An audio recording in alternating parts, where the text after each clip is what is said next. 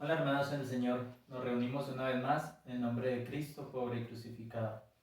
El día de hoy daremos continuación a nuestro curso, teniendo como figura a Josué, figura de Cristo también. Entonces para ello miraremos todo el libro de Josué y las citas bíblicas del Nuevo Testamento que se refieren a él. Leeremos entonces una parte de la palabra, Josué capítulo 1.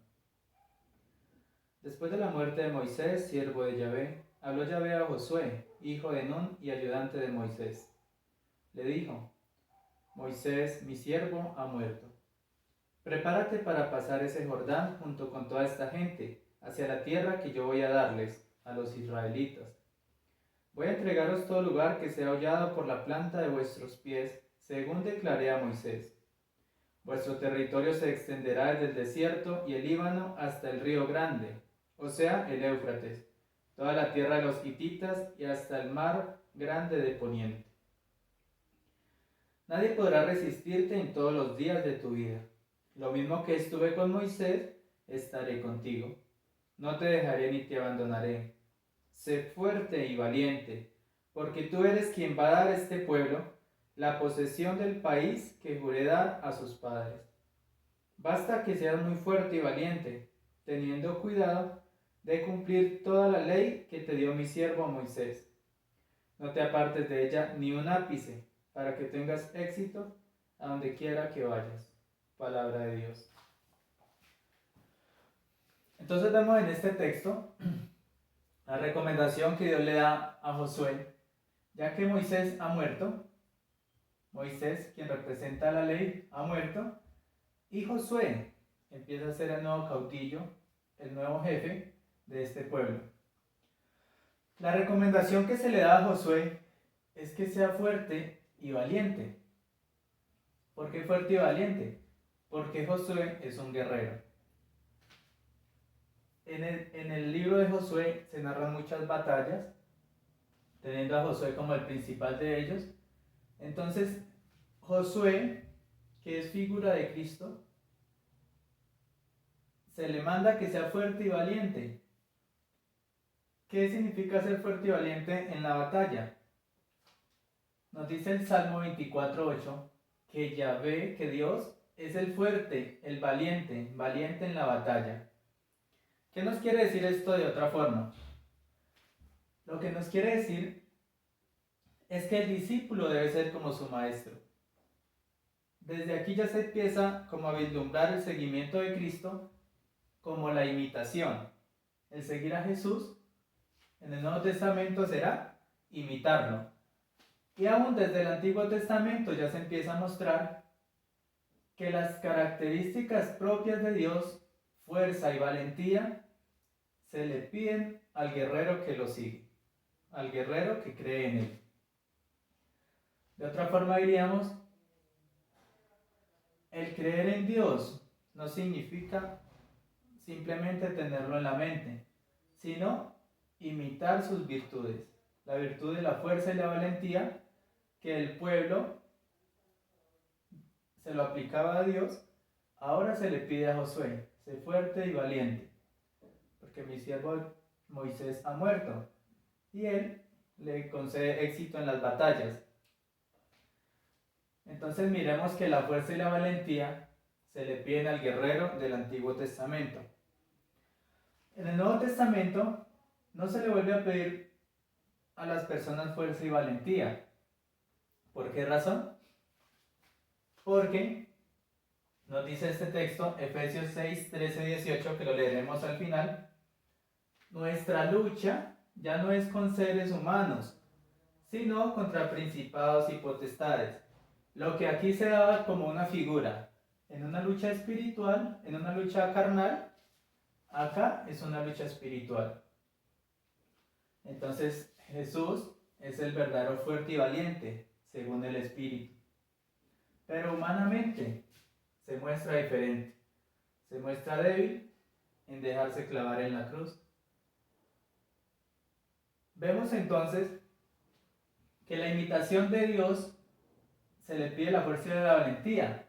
Pero en el Nuevo Testamento, Mateo 5:48, se le pide la imitación a Dios, a sus discípulos, pero mucho más exigente. Ya no nos dicen sean fuertes y valientes, se nos dice sed perfectos, como mi Padre es perfecto.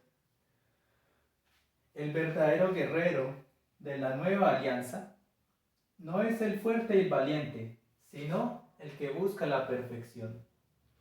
El que en el seguimiento de Cristo busca ser perfecto. Pero ¿cómo se alcanza esta perfección?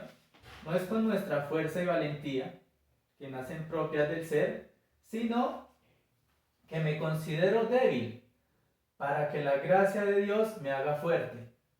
Entonces miramos 2 Corintios 12:9. Mi gracia te basta, mi fuerza se muestra perfecta en la debilidad. Aquí dice, mi gracia te basta. Acá a Josué se le decía, basta que seas fuerte.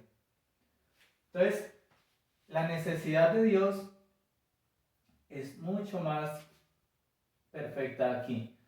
Entonces, dependemos plenamente de Dios. ¿Por qué? Porque dependemos de su gracia. La gracia de Dios es lo que ahora me debe bastar, no mi fuerza propia ni mi valentía. Porque el que se cree fuerte en la espiritualidad es derrumbado. Ya lo ha dicho la Virgen María en San Lucas en el Magnificat. El Señor derriba el trono a los poderosos, a los que se creen fuertes son derribados. Derriba el trono a los poderosos, pero enaltece a los humildes. A los que se creen débiles, reconocen su condición de debilidad espiritual y reconocen que dependen de Dios, de su gracia. Jesús también nos lo dice en el Evangelio de San Juan. Sin mí no podéis hacer nada. ¿Qué significa esto? Sin mi gracia, que es lo que le debe bastar al cristiano, no puede alcanzar la perfección. Por eso, la perfección es una enseñanza que no tiene sentido cuando no se cree en la gracia, porque el hombre es defectuoso, porque el hombre no puede alcanzar esta perfección sin depender de la gracia, sin creer en ella. O también nos lo dice Filipenses 4:13, todo lo puedo en Cristo que me fortalece. ¿Qué quiere decir? Que no hay nada imposible, ni siquiera la perfección, cuando yo hago mía la fuerza que viene de Dios, de Yahvé, de Cristo. Entonces, ¿ven cómo cambia la imagen cuando se trata de algo carnal a algo espiritual? La lucha, las batallas que se dan en el Antiguo Testamento, que representaban una lucha hombre a hombre, es la misma lucha que desarrollamos en el Nuevo Testamento y actualmente, pero la lucha ya no es humana, sino espiritual. Por eso en los Salmos, cuando decimos, líbrame de mis enemigos, acaba con mis enemigos, pelea por mí, no me refiero o no pienso ni oro en el sentido de que acabe con mis enemigos humanos, con las personas que no puedo amar, sino que me refiero a que así como el guerrero pedía el éxito de su batalla, nosotros pedimos el éxito de la batalla espiritual, confiando en la gracia de Dios, y pedimos que Él pelee por nosotros, que Él vaya delante de nosotros, porque Él ya ha vencido. El Señor ha ganado la batalla y ha obtenido su victoria. ¿En dónde? En la debilidad de la cruz. Porque Cristo confió en la gracia del Padre, en esa fuerza que Él le daba. Por eso cuando más débil se siente, es capaz de gritar, Dios mío, ¿por qué me has abandonado? Porque ya se sentía sin fuerzas, pero confiaba en la gracia que le venía del Padre. La vida cristiana es este camino de perfección. Ya no es solamente creer, sino que el seguimiento, que aquí se veía en figura, imitar a las virtudes de Dios, fuerte y valiente, acá es imiten la perfección de Dios. Juan nos da una forma de imitar la perfección de Dios.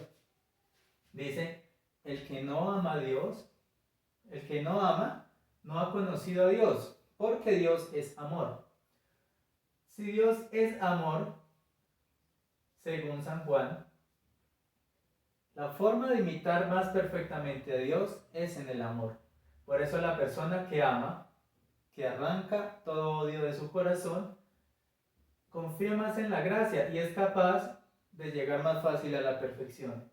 Porque el amor es perfecto, porque viene de Dios y porque Dios es amor. Entonces el seguimiento de Cristo en busca de esa perfección es el desarrollo del amor. La persona que encuentra el amor, que ha conocido a Dios, es capaz de amar siempre. Seguimos entonces el segundo tema. Josué 1:11. A Josué se le da una orden de Dios y le dicen: reúnan provisiones porque en 3 días van a pasar el Jordán para llegar a esa tierra prometida.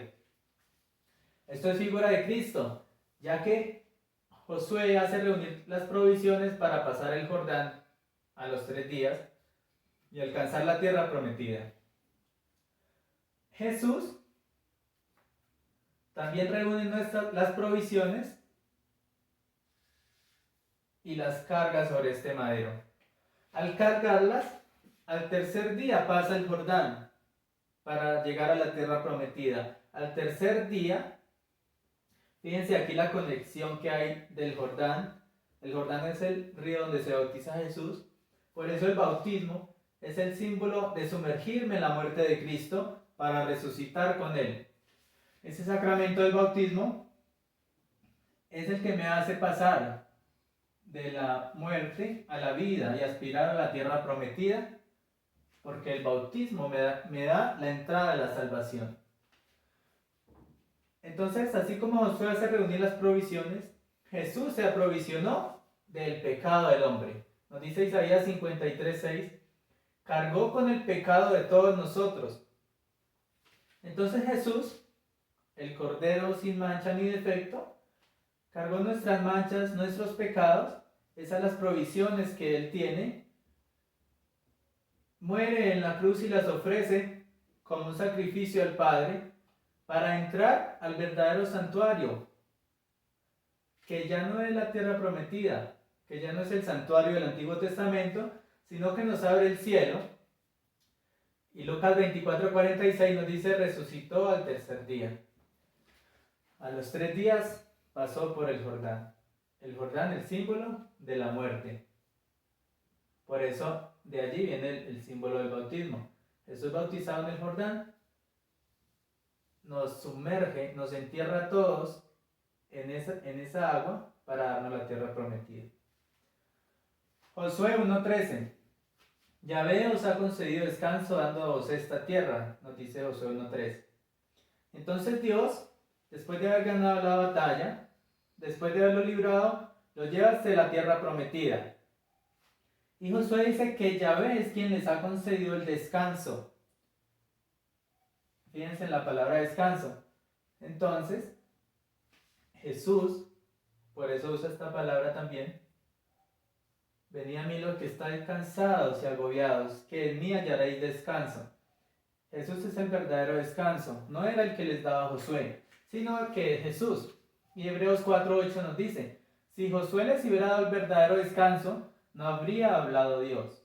¿Qué significa que no habría hablado?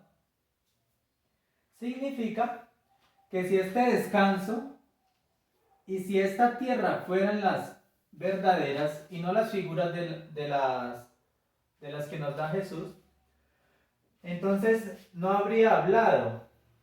Entonces, ¿por qué dice hablado? Porque Cristo, Jesús, es la palabra eterna del Padre. Jesús es la palabra. Y Dios nos ha hablado al entregarnos a Jesús. Entonces, si este descanso hubiese sido el definitivo, no habría necesidad de que el Hijo de Dios se hubiera encarnado. No habría necesidad de que esta palabra eterna que vive con el Padre se hubiese hecho hombre para darnos el verdadero descanso. Entonces, este descanso y este descanso es el mismo. Aquí en figura, aquí ya en el cumplimiento, en la realidad. El descanso en la tierra prometida significa el descanso que nos da Jesús por medio de su palabra y más perfectamente. en el cielo, cuando nos ha abierto el cielo. Juan 1:18 dice, el que sea rebelde a la voz de Dios, conocerá la muerte. ¿Qué pasaba? El que no obedecía, el que no confiaba en que Dios les iba a dar la victoria, Yahvé los entregaba a la muerte porque eran vencidos en la batalla. Esto también es figura de lo que se nos da en el Nuevo Testamento. Hebreos 4:11 nos dice, nadie caiga imitando aquella desobediencia. No imiten la desobediencia del Antiguo Testamento, que por la rebeldía no escucharon la voz de Dios y experimentaron la muerte. Acá, en el Nuevo Testamento, ya no escuchamos una voz, sino la palabra. Por eso San Juan dice, yo soy la voz que habla en el desierto. Hay otro más grande, es la palabra. La palabra se sirve de la voz para ser escuchada. Entonces, el pueblo era rebelde a la voz de Dios y conocía la muerte. En el Nuevo Testamento, por nuestra rebeldía y desobedecer a la palabra, conocemos la muerte espiritual. Lo que aquí es carnal, acá se da de modo espiritual. Por eso dice, nadie caiga imitando esta desobediencia. ¿Por qué caiga? Porque la persona que no obedece a la palabra peca y conoce la muerte. Experimenta la muerte espiritual y además de ello, si muere así, corporalmente, podrá experimentar la muerte eterna, el infierno. El que se hace rebelde a la palabra. Aquí simplemente era la voz, acá ya es la palabra. Josué 2:18. Con un hilo escarlata se salvan de la muerte. Resulta que el pueblo de Israel van a invadir a otro pueblo. Hay una mujer que habla con los enviados de Josué y le dicen, yo los voy a salvar, los voy a proteger, los esconde y por medio de un hilo los descuelga por la ventana. Y cuando van a buscarlos para matarlos, ella dice que ya se han ido. Entonces la mujer salva de la muerte a los enviados de Josué por medio de un hilo escarlata. Y por medio de este hilo, cuando el pueblo invade al otro pueblo, también son salvados toda la familia de ella. ¿Qué significa esto? El hilo escarlata significa la sangre, el rojo. Efesios 1:7, por su sangre hemos tenido la redención, el perdón de los pecados. Por medio de ese hilo escarlata, que es la sangre que descuelga del cuerpo de Jesús, hemos sido salvados de la muerte, redimidos y perdonados. Es decir, la salvación completa. Jesús, que es colgado en el madero de la cruz, derrama sobre él un hilo escarlata, la sangre del Cordero, y por medio de esa sangre experimentamos nosotros el perdón de los pecados y nuestra redención. Entonces, es aquí una figura también de la salvación de Jesús. Y fíjense que no solamente con este hilo escarlata se salva el pueblo Israel en cabeza de Josué, sino que también se salva esa persona que no siendo del pueblo escogido, los ayudó a salvarse. ¿Qué quiere decir? Que la salvación no era solamente por los judíos, aunque venía de ella, sino para la tierra entera. Nos ha salvado a todos de la muerte por medio de su sangre. Josué 5:13-15. Está la teofanía. Teofanía significa la manifestación de Dios. Resulta que Josué se encuentra con un hombre, dice que es un ángel, el ángel de Yahvé, nos dice la palabra, que tiene una espada en su mano. Y el ángel de Yahvé le dice, quítate las sandalias de los pies porque estás en un lugar sagrado. Y dice que Josué le adoró. ¿Qué significa esto? Que si Josué le adoró, no era un ángel. La palabra lo trata como un ángel, pero es una manifestación de Dios. Entonces, quien se aparece a Josué es Dios mismo, con una espada en la mano, queriendo decir que el Señor es un guerrero, como nos lo dice Moisés en el cántico después de pasar el Mar Rojo. El Señor es un guerrero. Tiene en su mano una espada, y si Josué la adora es porque es Dios mismo. Y además de eso, la primera manifestación que se le dio a Moisés fue en una zarza, y se le repiten las mismas palabras: quita las sandalias de tus pies, porque el lugar que estás pisando es santo. Entonces, esto también es una teofanía. Dios que se manifestó en la zarza, se manifiesta como una persona o un ángel con la espada en la mano. ¿Qué quiere decir esto en el Nuevo Testamento? Apocalipsis 19:15. De su boca sale una espada afilada. Que este hombre también es símbolo de Cristo. El hombre que tiene una espada, pero ya no en la mano como el guerrero, sino que la espada sale de su boca. ¿Qué quiere decir? Que su voz transmite la palabra, y la palabra es la espada afilada. Por eso nos dice en el Nuevo Testamento: mi palabra es una espada afilada de doble filo, que hiere hasta lo profundo del ser. Entonces, la espada representa la palabra en el Nuevo Testamento, y por eso Apocalipsis, Juan nos lo narra así: de su boca sale una espada afilada. De la boca de Dios es donde sale la espada. ¿Qué quiere decir eso?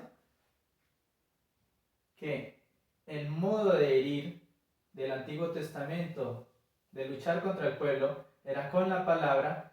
La lucha de nosotros con los demonios, en el sentido espiritual, también se hace confiando en la palabra. Esta palabra tiene poder, porque por esta palabra Dios hizo todas las cosas y salimos vencedores gracias a él. Josué 6:2. Pongo en tus manos a Jericó y a su rey. Josué recibe de Dios este mandato: ve y toma el pueblo de Jericó y a su rey, porque lo he puesto en tus manos. ¿Qué quiere decir? Que el Dios, el guerrero valiente en la batalla, ya ha puesto en sus manos, ya ha luchado para entregar este pueblo a Josué. En Juan 14:30 dice: llega el príncipe de este mundo, en el cual mí no tiene ningún poder. Jericó es figura del pecado y del mal. Pongo en tus manos. ¿Qué quiere decir aquí en modo de figura? Pongo en tus manos todo pecado y a su rey. ¿El rey del pecado quién es? Satanás. Entonces, en modo de figura, ¿qué nos quiere decir Jesús ahora? En tus manos he puesto el mal para que lo domines. ¿Gracias a qué? A que mi gracia te basta. Con la gracia de Dios podemos vencer el pecado y el reino del mal, que es Satanás mismo.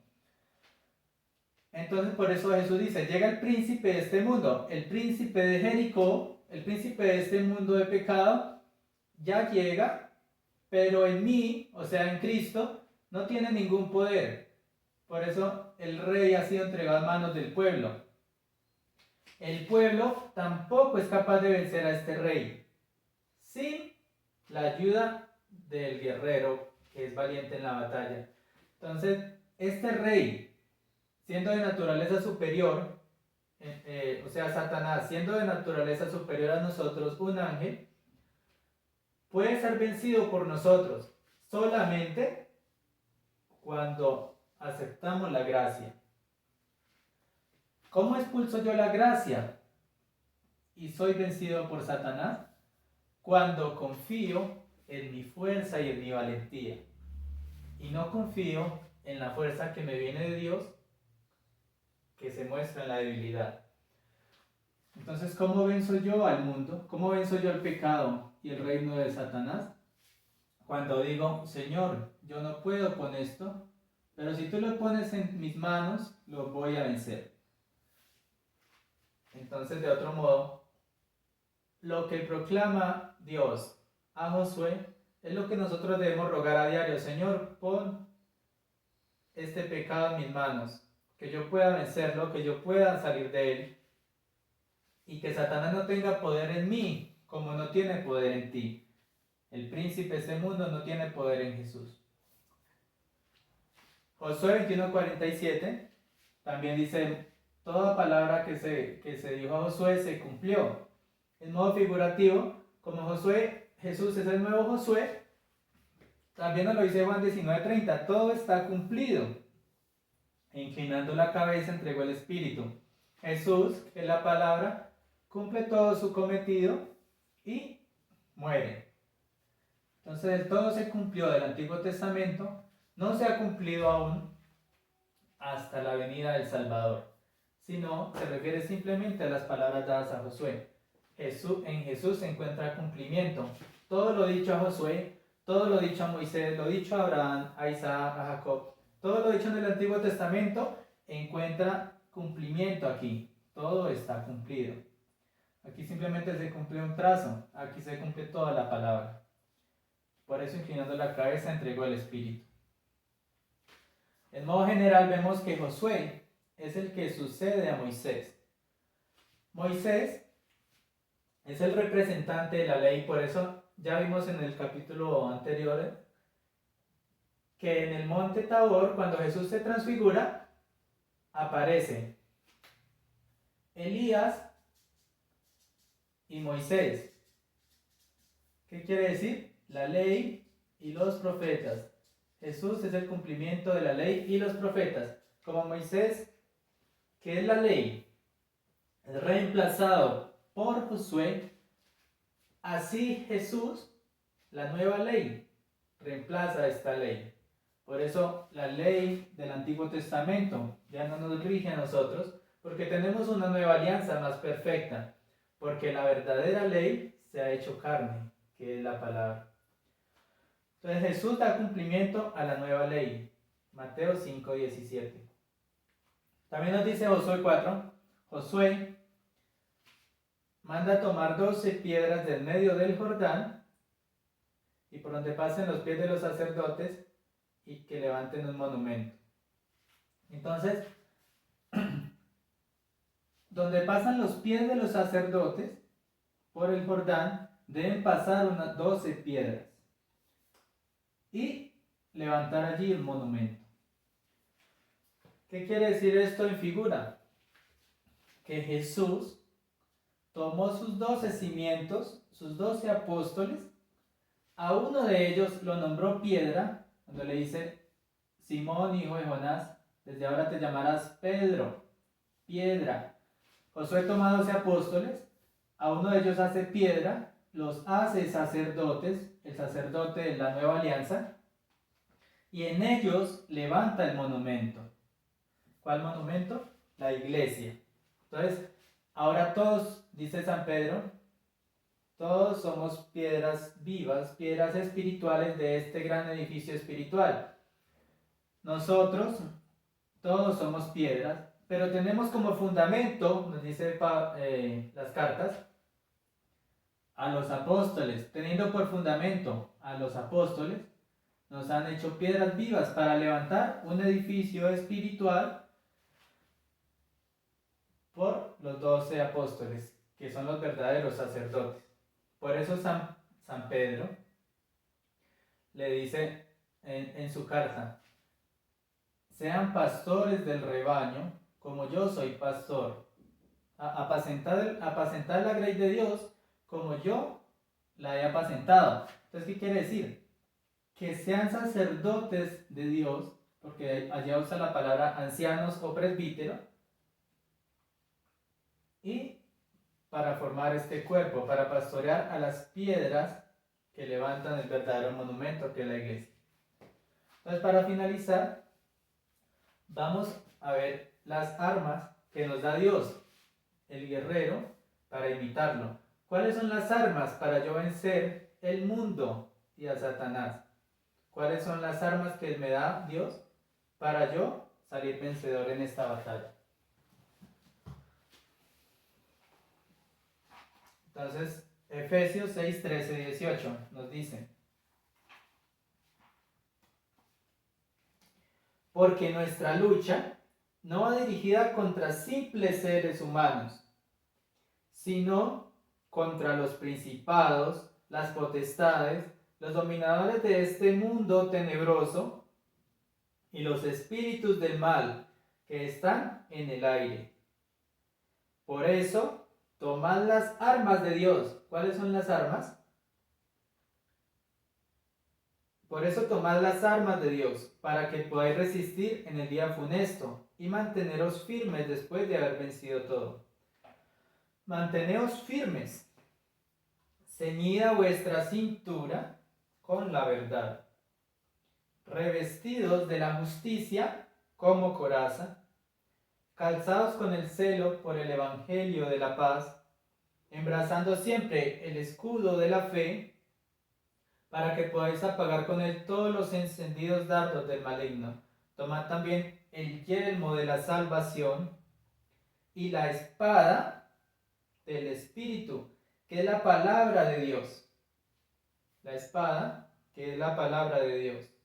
Manteneos siempre en la oración y la súplica, orando en toda ocasión por medio del Espíritu, velando juntos con perseverancia